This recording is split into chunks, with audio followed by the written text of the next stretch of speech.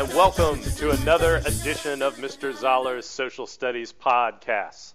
I'd like to begin today by talking about the Christian medieval church, and we're going to start out with a quote. And this is a quote by King Alfred the Great, and he said this about medieval society. He said you could divide it up into three different parts. We're talking about men of prayer, men of war, and men of work. Now, today we're going to be talking about our men of prayer and the church that they make up here. Now, if you're talking about the Christian church, you need to remember that it is at the center of medieval society. We said nearly every manor is going to have a Christian church on it, but even more than that, at the center of your life in medieval times is the Christian church. From baptism at birth to marriages to funerals, your social life as well as your religious life is tied to the Christian church. Now, if we're talking about people, there's a term that I need you to know, and this term is called clergy, something called clergy. Now, I need to make sure that you grab a pencil, because you're definitely going to want to write this down. The term clergy simply means religious officials who work for the church. Now, I want to make sure that we understand. We're talking about religious officials here. So not the scribes or anything like that, but the people who are actually religious leaders. So I tell you what, why don't you pause while you write this down, and then unpause it when you're ready to go. All right. Now, let's start to talk a little bit about these religious officials and figure out who they are and how they fit into the hierarchy of the Christian church. When you see that word hierarchy, we're talking about the different levels that people are going to make up. So we've got our hierarchy that's on our notebook page. So I want you to, once again, you're going to want to write this down because this is definitely a main idea. I want to start out at the top. At the top of the hierarchy of the Christian church is the Pope. Now, the Pope holds supreme authority over the church. He makes the religious decisions as well as the political decisions. He's in charge. He's at the very top. Now, I tell you what, if we jump all the way then down to the bottom, at the very bottom we have our parish priests. Our parish priests oversee, you see this word over here, a parish. So that's just going to be like one individual church. Maybe they're the religious leader over one particular manor or one particular town. They conduct church services and supervise that religious instruction. If we work our way up this chart then, the next group that we would come to would be the bishops. Now, the bishops manage over a group of parishes. Remember that parish. The parish is the individual unit. The bishops manage a group of parishes, and this is called a diocese. Actually, in the early days of feudal society, this bishop over here, he's probably a feudal lord in and of himself. But they oversee all the local parish priests. Above our bishops, then, come our archbishops. And so we notice we've got this little prefix over here. The archbishops oversee a group of bishops. If a bishop oversees a group of parishes called a diocese, then the archbishop over here, he oversees a group of dioceses called an archdiocese. So he has control over this group of bishops in his area. That leaves only one group left, right below the Pope. And indeed, these are the advisors of the Pope. They're called the cardinals. They're sometimes referred to as the Curia or the College of Cardinals. They're going to advise the Pope.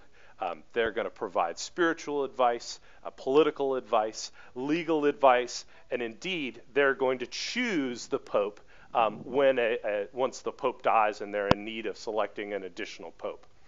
That's our hierarchy as it's set up here. Now, there's something that I want to note about the church that's very different from the rest of society here. In the church society, you are able to be promoted and work up these levels as we go. That's very different from political society. If you are the lord of a manor, then your son is going to be the lord of a manor. If you are a peasant living on that manor, guess what? You have no hope of someday becoming a lord. Very different situation here when we're talking about the church. So there's a think question I want you to answer, and it says, well, why might working for the church have appealed to people not of noble birth? And it's because they have an opportunity for advancement. So if we take our parish priest over here, and here he is, I'm moving him around. If he does a good job, there's a possibility that he might be appointed to become a bishop someday. And that bishop might someday work their way up to archbishop. And maybe, if they've got the right connections and maybe a little luck on their side, they might someday make it into the College of Cardinals. And if that happens, who knows, maybe someday that person is going to work their way up into the Pope. So we've got a kind of a merit-based system, one where you have an opportunity to advance, which is very different than some of our other parts of society that we see during feudal times. I want to switch gears now, and I want to talk about the powers of the church. Because you need to understand that when we're talking about some of our citizens here, they look at that church as their central guiding force. And they believe that they're spending just a little bit of time here on earth, and then someday only a few of them are actually going to make their way up into heaven. And so the power to either condemn people or to forgive sinners makes the church really a considerable force in medieval society. So many people entered into the clergy because they had these deeply held beliefs, but we've also got a lot of political power that they can exercise as well. And you notice that we've got our powers of the church over here. And there's one in particular that I want to emphasize to you, and that's this idea of excommunication over here. Excommunication means not allowing someone to be a member of the church. Now, because the Christian church was central to medieval life, this is really like throwing them out of the church. Maybe there's a visual I want you to think of that maybe is going to help you. If you're thinking about throwing somebody out of the church, the way I think of this is we've got our umpire over here, and he's going to say, "You're out of the church." Why is this a big deal? If you drive around town, you'll see an Episcopal church, a Presbyterian church, a Catholic church, a Baptist church. It goes on and on, right? You don't see that in feudal society at this time. Remember, there is only one church. If it's central to your life, if it is your social as well as your religious center, then if you are removed from that, that's a big deal. And so that punishment would be given to a group who commit the crime of heresy. And this is the last box that we need to fill in on this page. Here's what heresy is. Heresy is a crime. Heresy is denying or not believing in the teachings of the church. If you commit heresy, and are found guilty of this crime, that's when you might be excommunicated, which would have been a terrible, terrible, terrible punishment during this time period here. So why don't you pause, make sure you've got that, unpause it when you're ready to go. All right. I'd like to finish today by talking about our essential question. Our essential question is, how was the medieval church structured, and how did the church influence medieval life? Well, there are a couple things that we can think about in trying to answer that question. First of all, in terms of the structure of the church, remember we outlined the 5 levels of that hierarchy. And remember, we said these are levels. When we mean hierarchy, we mean each one is on top of the other. So the Pope is on the top. At the very bottom, we've got our parish priests. These guys are still very important. There are a lot of these parish priests, and they're the ones who interact with most of the people.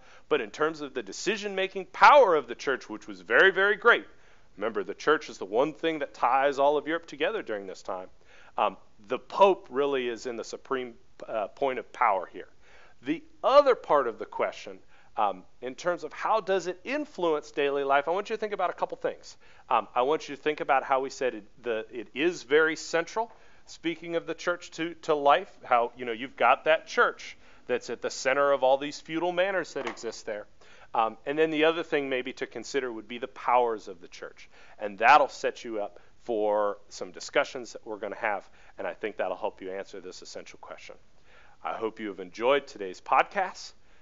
Continue to study the social studies, and I'll see you in class.